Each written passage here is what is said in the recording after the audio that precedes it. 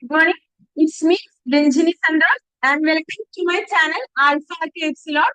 Okay, അപ്പൊ നമ്മളുടെ complex നമ്പേഴ്സിലെ ഫിഫ്ത് ഷോർട്ട് ആൻസർ ക്വസ്റ്റൻ ആണ്.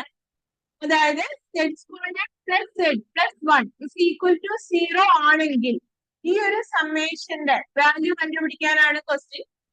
പറയാം z square plus z plus 1 is equal to 0 എന്നുള്ള കോംപ്ലക്സ് ഇക്വേഷന്റെ റൂട്ട്സ് എന്ന് പറയുന്നത് complex cube roots of unity, അതായത് ഒമേഗ ആൻഡ് ഒമേഗ സ്ക്വയർ ആണ്.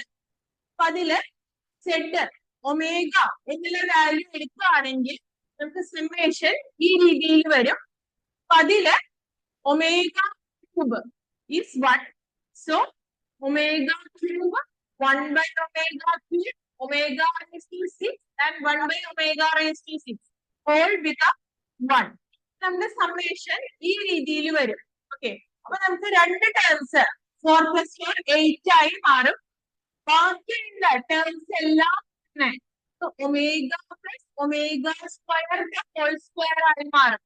അതായത് നമുക്കറിയാം ഒമേഗ ക്യൂബ് ഈസ് 1.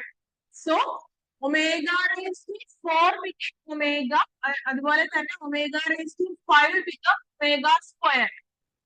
നമുക്ക് മറ്റുള്ള ടേംസ് എല്ലാം ഈ രീതിയിൽ വരും. ഇനി നമുക്ക് ഒമേഗ എന്ന് പറയുമ്പോൾ അത് 1 പകരം നമുക്ക് ഒമേഗ ക്യൂബ് കൊടുക്കാം.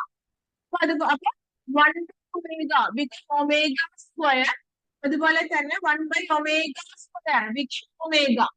അപ്പൊ മറ്റുള്ള എല്ലാ ടേംസും നമുക്ക് ഒമേഗ സ്ക്വയർ ഹോൾ സ്ക്വയർ ആയി മാറും. ഓക്കെ, അതുപോലെ തന്നെ നമുക്ക് കോംപ്ലക്സ് ക്യൂബ് റൂട്ട്സ് ഓഫ് യൂണിറ്റിയുടെ മറ്റൊരു പ്രോപ്പർട്ടി, അതായത് 1 plus omega plus omega square is equal to 0 apply ചെയ്യുമ്പോൾ നമുക്ക് omega plus omega square become -1. So this summation become 8 plus 4 into -1 square, that is 8 plus 4 12. Okay, ഇനി Z omega square എടുക്കുകയാണെങ്കിൽ same summation same രീതിയിൽ തന്നെ വരും.